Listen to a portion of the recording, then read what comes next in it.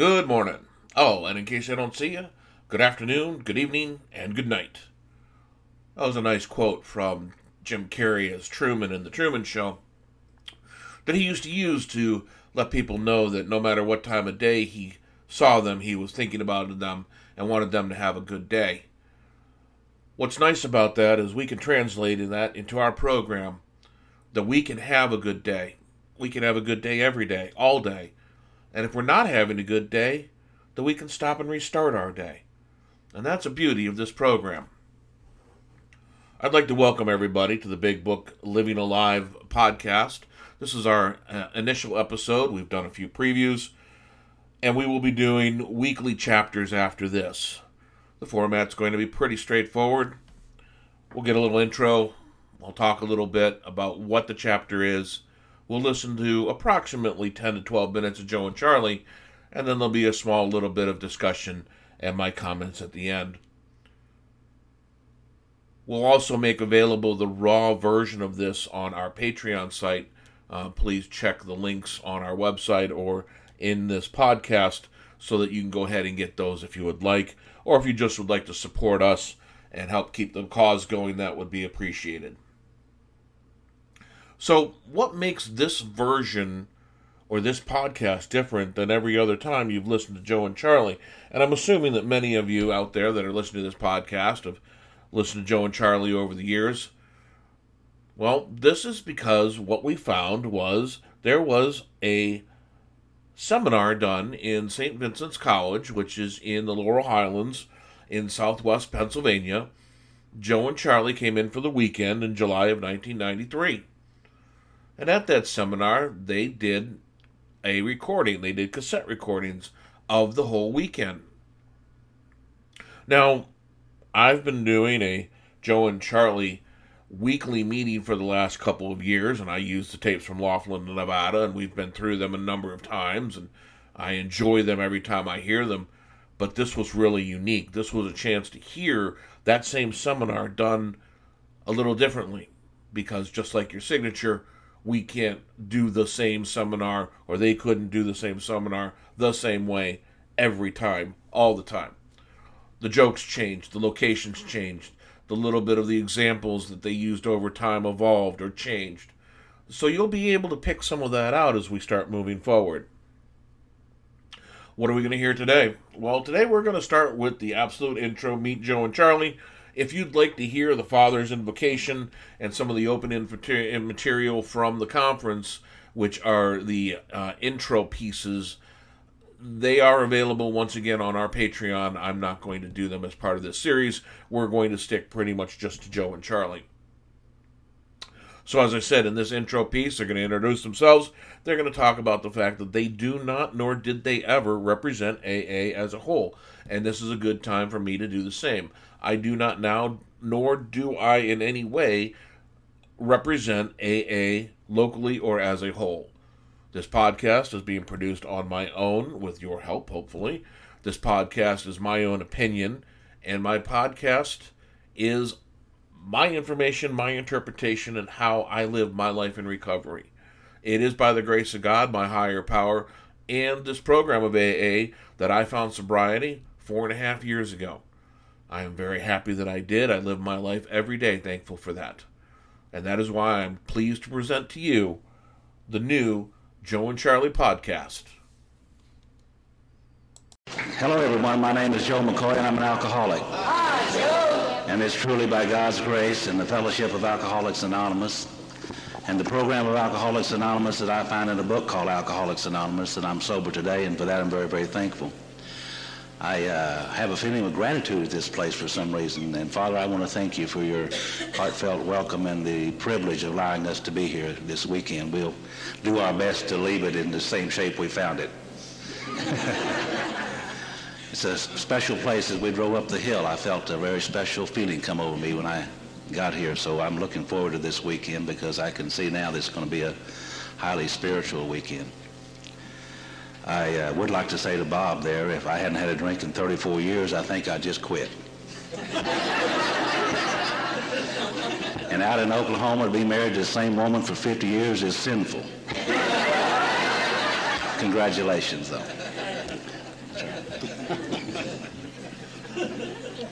Hi, everybody. My name is Charlie Parman. I'm a very grateful recovering alcoholic. Charlie. Because I'm a member of the Fellowship of Alcoholics Anonymous, and by the grace of the power that I found in the 12-step program of Alcoholics Anonymous, haven't found necessary to take a drink for 8,661 days today, one day at a time, and for this I'm very grateful. It's great to be here. We've been looking forward to being up in this part of the country again for a long time. It's great to see several good old friends here that we met several years ago and become very fond of them over a period of years. Great to be able to realize that over the weekend we're going to make a lot more good friends, and hopefully we'll all be good friends before we leave here on Monday. As we came in this afternoon, somebody outside said, "Do you think this thing really works?" And Joe said, "They better hope it works." We always like to start one of these by saying first, we do not consider ourselves to be the gurus of the Big Book Alcoholics Anonymous. We don't consider ourselves to be the experts on anything at all. We're just two old drunks, met together several years ago, found we have a mutual interest in the Big Book, studied it together for quite some time. Hopefully we've learned a few things about it. And those few things we've learned about it, we just love to be able to share them with other people. We most certainly do not speak for AA as a whole, and you are free to agree or disagree with anything you hear us say as you see fit. In fact, if you hear us say things that can't be reconciled with what's in the Big Book Alcoholics Anonymous, I'd suggest you just don't pay any attention to that at all. We also like to say and emphasize that our Big Book tells us that we are meant to be joyous, happy, and free. We love to have fun. We love to cut up. We love to laugh. We love to hear other people laugh also. From time to time during the weekend, we may stop whatever we're doing, tell a little joke just to get a little humor into the situation. And if the jokes we tell, even if they aren't funny, please go ahead and laugh anyhow. Because we love to hear you laugh. We think this is one of the great things that we have found through the Big Book Alcoholics Anonymous, that sobriety is not a burden that we have to bear with grim lips and no fun whatsoever. That sobriety through the Big Book Alcoholics Anonymous and the 12 Steps of Alcoholics Anonymous is something that is a very joyous thing, and we can be happy, and we can be free, and we can really enjoy our lives. And that's what this thing's all about. We also like to say that we know that the mind will only absorb about what the rear end will stand. Some of these sessions do become quite long. And if you feel the need to get up and move around during one of these sessions, please feel free to do so. That won't bother us at all.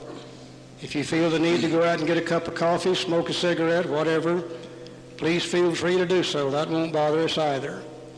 Or if you feel the need to go get rid of a cup of coffee, feel free to do that. That's not going to bother us either. Most people will see where you're going and they'll know what you're going to do, but outside of that, that's okay. Now, bearing in mind that we're going to have a little fun this weekend, as well as be able to study our book and maybe learn something about our steps, I'd like to read to you something I found in my Big Book not too long ago when I got home from a Big Book study. Somebody had put it in the front of my book, and it's a letter addressed to Dear Abby. And said, "Dear Abby, I'm a sailor in the U.S. Navy, and I also have a cousin who belongs to Alcoholics Anonymous. My father has epilepsy and my mother has Alzheimer's, so neither of them can work. They are totally dependent upon my two sisters, who are prostitutes in Louisville, Kentucky. And the reason they're prostitutes is my only brother is serving a life term in prison for rape and murder. I'm in love with a streetwalker who operates near our base. She knows nothing of my background but says that she loves me. We intend to get married as soon as she settles her bigamy case, which is now in court. When I get out of the Navy, we intend to move to Latrobe, Pennsylvania, and open a small house. Now, my problem is this. In view of the fact that I intend to make this girl my wife and bring her into my family, should I or should I not tell her about my cousin who is in AA?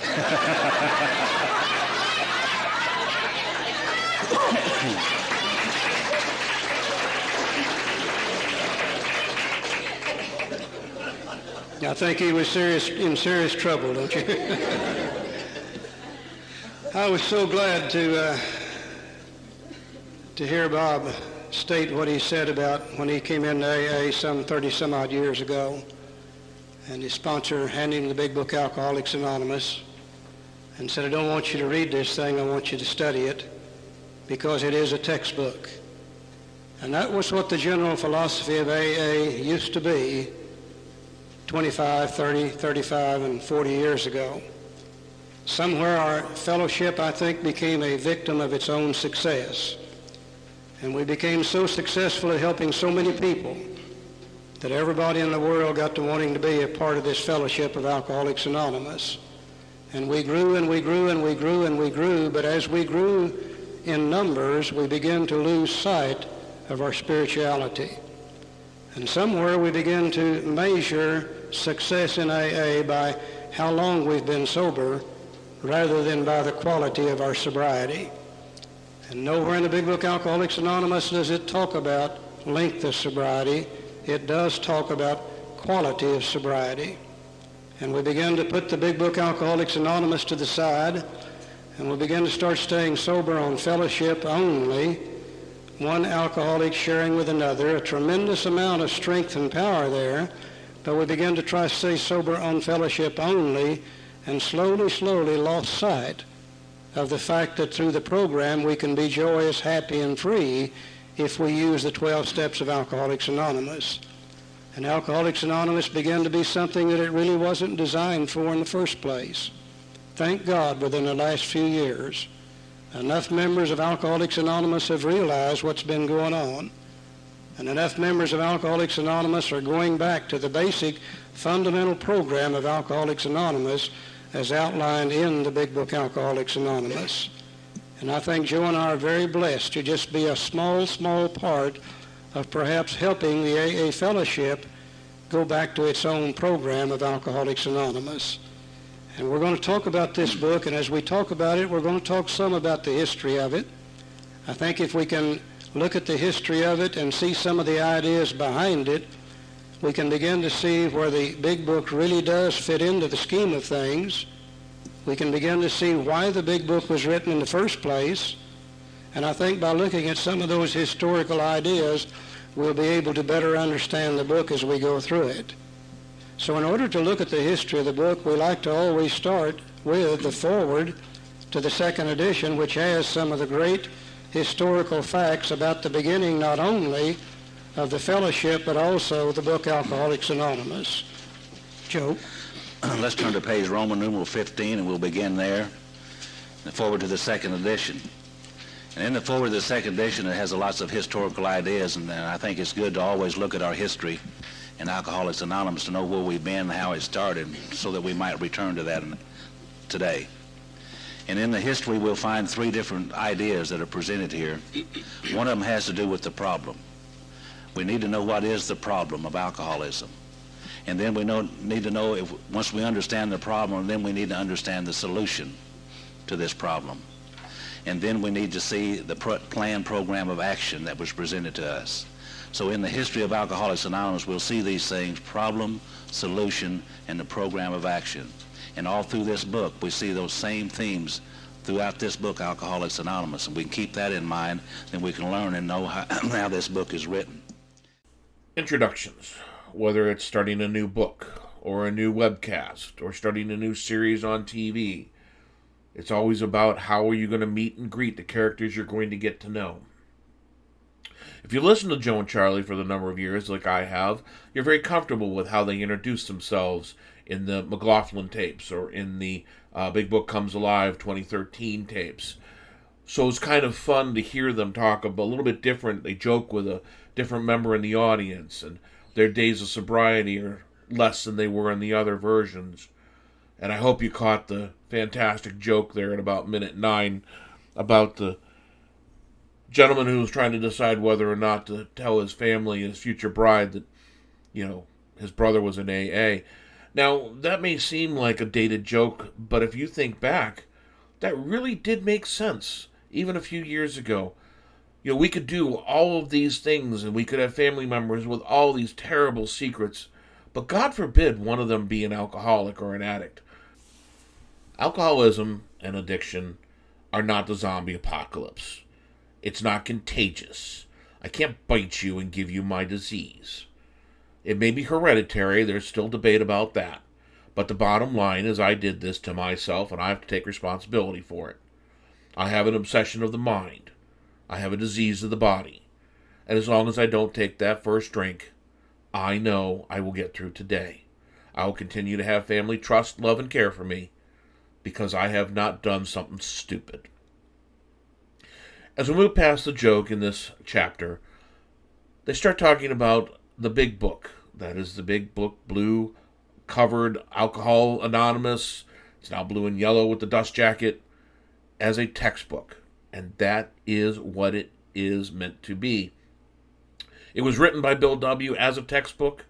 It was presented as a textbook for recovery. How do we manage this disease? There's discussion in there about how we've moved away from using the big book to more of a fellowship. Go to meetings, you'll be okay. Hang out with your sponsor, you'll be okay. That's only part of the program. If you listen at any meeting, you need three things. You need a home group, you need a big book, and you need a sponsor. Why do you need these things? You need the foundation of the meeting so that you learn how we talk. We talk a little different, but it's okay. We have language that helps you understand your addiction and your disease. We have a big book. That's our textbook. It's our study guide. It's what we use every day to stay sober. And that's when you get a sponsor.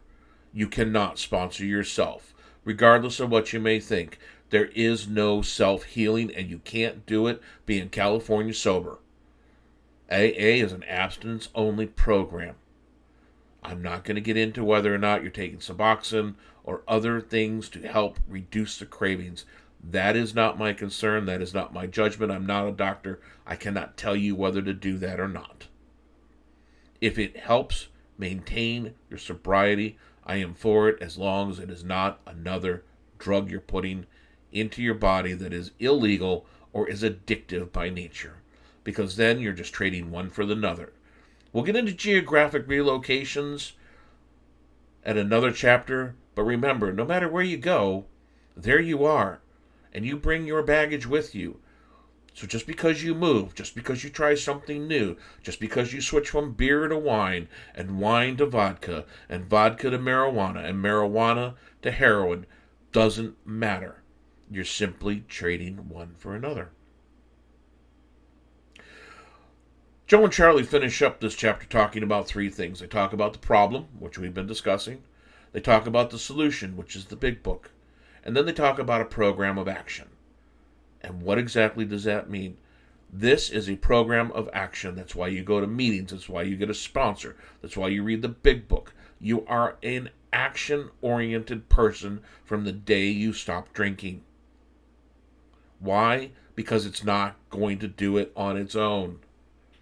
You have to be willing to put some work, some effort, some time. Unfortunately, in today's get it now, buy it, put it on credit, and pay for it later type of society, we've forgotten some of those facts. This program requires your attention. It requires that you, if you are a person who qualifies for this program, and the only qualification for membership is a desire to stop drinking, have to put in the work. Because when you put in the work, the benefits are enormous. They are life-changing, life-saving, and overall have made me the happiest I've ever been in my life.